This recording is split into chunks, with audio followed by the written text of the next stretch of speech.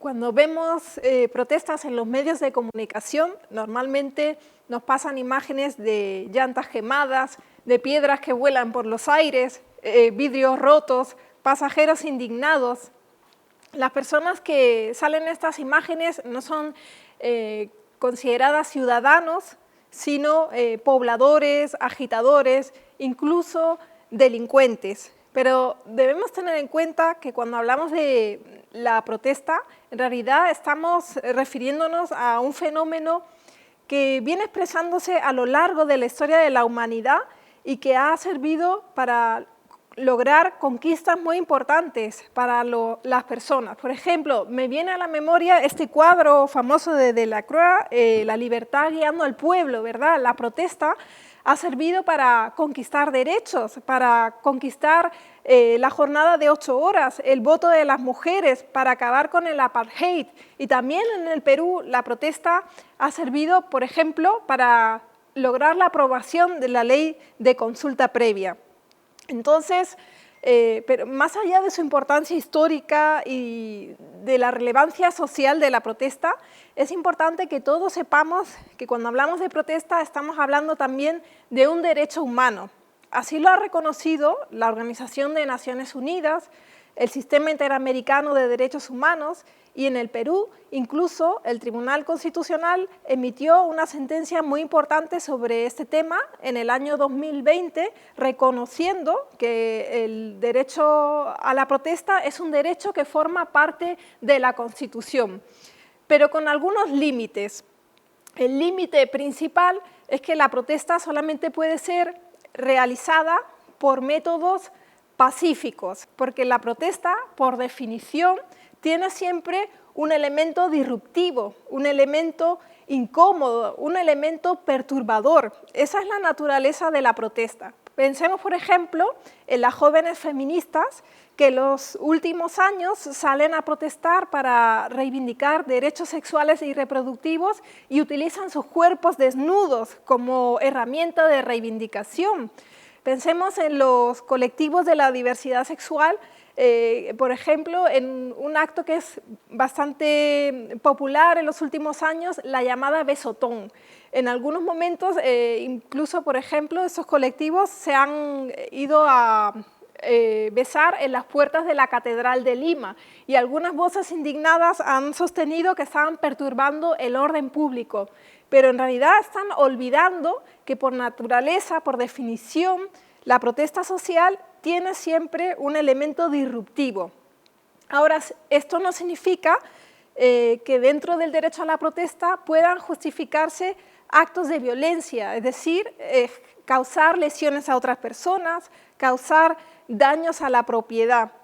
Pero lo que sí se justifica es el bloqueo de carreteras, el corte de vías. Bloquear una carretera puede hacerse de manera totalmente pacífica, no es de por sí una acción violenta.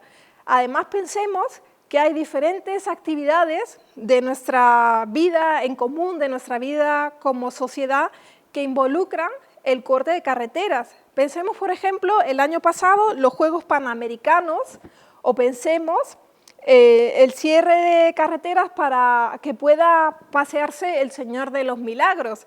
También la Comisión Interamericana de Derechos Humanos se ha pronunciado sobre el tema del corte de carreteras, indicando que en un sistema democrático las vías públicas, las carreteras, cumplen diferentes funciones. Cumplen una función que es la más obvia, de servir para el ejercicio de la libertad de tránsito, obviamente, pero también las vías públicas sirven para ejercer la libertad de expresión a través de la protesta y ambos derechos deben conciliarse. Inclusive, dice la Comisión Interamericana, el derecho a la protesta, la libertad de expresión, es aún más importante que la libertad de tránsito, porque es algo que conocemos en derecho como un derecho instrumental. ¿Eso qué quiere decir? Que sirve para proteger o defender otros derechos, ¿no? Como lo hemos visto recientemente en Perú, el derecho a la protesta, la libertad de expresión, ha servido para defender la democracia. También recientemente el derecho a la protesta se ha utilizado para reclamar pagos justos, para reclamar el cese de un régimen laboral, la agroexportación, que llevaba ya 30 años con los trabajadores del campo en condiciones de explotación. Pero el bloqueo de carreteras tiene que someterse a algunos controles. Para esto hay una herramienta muy importante que tienen los operadores de justicia que se llama el test de proporcionalidad. El test de proporcionalidad permite poner en una balanza cuáles son los derechos o intereses que están involucrados. Entonces, tenemos por un lado la libertad de tránsito de las personas que quieren desplazarse, por ejemplo, por la carretera panamericana. Y tenemos en el otro lado el derecho a condiciones de vida digna por parte de los trabajadores del sector agrario. Claro, uno podría decir, pobre señor, ¿no? Está viajando para regresar a su casa y tiene que pasarse varias horas varado en la carretera, eso evidentemente no es un plato del gusto de nadie, pero comparemos este malestar de algunas horas con una situación de explotación que lleva ya 30 años en el país. Una situación de explotación que no se ha podido cambiar con nada, que no se ha podido cambiar con acciones judiciales, una situación de explotación que los medios de comunicación no ven, ¿no? Una situación de explotación que afecta a miles de familias en el Perú y que lleva ya 30 años. ¿Qué pesa más? ¿Qué es más grave? Evidentemente, lo más grave es lo que lleva a las personas a movilizarse y a bloquear carreteras. Esto no es algo que la gente haga por diversión, lo hacen porque no les queda más remedio, porque ya han utilizado otros canales, pero nadie les hace caso. Entonces, utilizando el test de proporcionalidad podemos ver que es más grave la afectación que está llevando a las personas a salir a las calles, ¿no? Y por lo tanto, ese bloqueo de carreteras es amparado por la Constitución y las normas internacionales. Pero hay algunas situaciones que siempre deben protegerse. Incluso en un bloqueo de carreteras que es legítimo, debe siempre garantizarse un corredor humanitario. Lo que no puede pasar es que hay una persona que está siendo, por ejemplo, trasladada porque se le complicó una mujer al momento de dar a luz y necesita ser atendida en un hospital de cierta complejidad, pues tiene que poder pasar por la carretera, ¿no? Y eso lo deben respetar todos los manifestantes, aunque sus demandas sean legítimas. Pero esto es algo que normalmente hacen los movimientos sociales en el Perú, aunque los medios de comunicación no lo mencionan. Por ejemplo, las protestas del paro amazónico, que culminaron con el llamado baguazo. La gente no lo sabe, pero el paro amazónico no solamente se dio en Amazonas, en Bagua. El paro amazónico duró 2 años, inició en el 2008. Toda la Amazonía se levantó para defender los territorios indígenas del expolio, del saqueo, y culminó, sí, con el baguazo. En la llamada curva del diablo, que se hizo famosa por razones terribles que todos conocemos, ¿verdad? La muerte de 15 ciudadanos, a las que luego se sumaron otras tantas en la estación 6, los indígenas, Aguajún y Wampis, que eran los que viven en esa zona, habían llegado a una decisión muy sabia. Ellos abrían la carretera una vez al día para permitir el ingreso de víveres y que pasaran los particulares en sus vehículos, de manera que nunca se generara desabastecimiento en la ciudad vecina, que era la ciudad de Bagua Grande. Y eso les generó la simpatía y la solidaridad de las personas de la zona urbana, que incluso les llevaban sacos de arroz, les llevaban víveres para que pudieran continuar con sus luchas.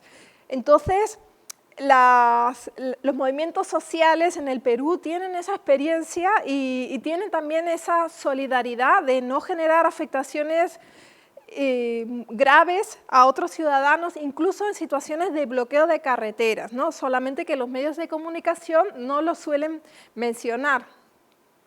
Incluso en el Código Penal actualmente está incluido el delito de extorsión, que permite condenar a 25 años de prisión a personas por el bloqueo de carreteras. Esto ya lo ha solucionado el Tribunal Constitucional, pero miren, comparen 25 años de prisión por bloquear una carretera para que te paguen un sueldo justo, y bueno, menos de 10 años por matar a una persona manejando en estado de ebriedad. Es completamente arbitrario, ¿no es cierto? Pero afortunadamente en esta sentencia del año pasado el Tribunal Constitucional ya estableció que no puede condenarse bajo este tipo penal a los manifestantes. Sin embargo, siguen persistiendo varios problemas y el principal de ellos es el abuso de la fuerza por parte de la policía en situaciones de protesta social. Lo hemos visto hace poco en Lima y eso nos ha conmocionado. 2 chicos, Inti y Brian, han muerto defendiendo la democracia, pero esto es pan de cada día en regiones, esto es pan de cada día donde viven las comunidades nativas o las comunidades campesinas en la sierra y en la costa del Perú.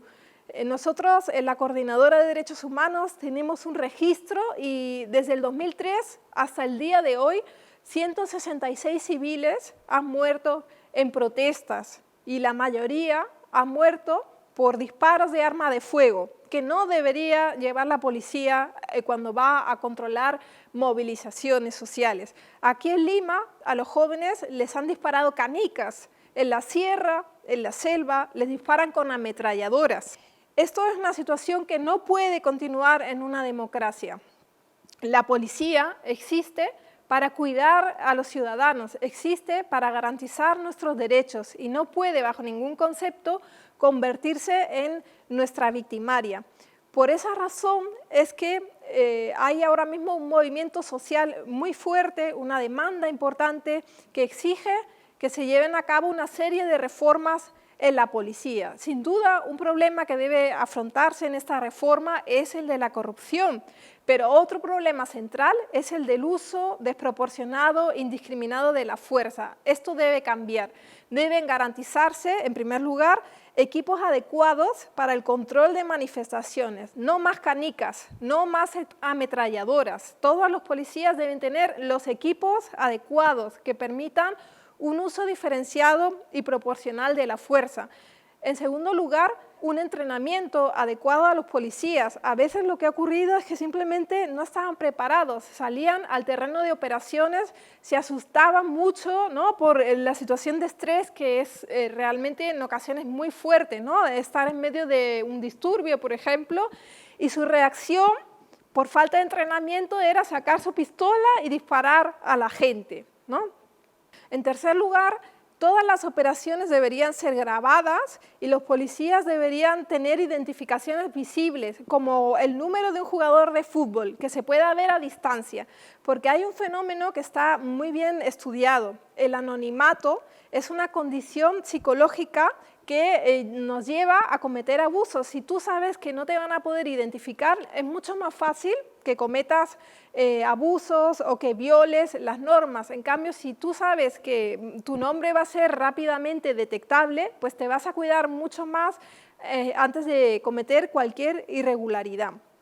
Y por último, lo que estamos solicitando es que se fortalezcan los mecanismos de control administrativo dentro de la policía. No puede ser que con 166 personas fallecidas no haya ni una sola sanción por parte de la Inspectoría de la Policía. Algo está mal, algo está fallando y esto debería de cambiar. No solamente para sancionar a los policías que hacen mal las cosas, sino también para detectar cuando hay fallas dentro del diseño de los procedimientos la policía. Entonces, este mecanismo de control administrativo también debería tener un carácter técnico, no solamente sancionatorio. Bueno, ya para concluir, nunca más debe volver a haber un muerto en protestas en el Perú. Muchas gracias.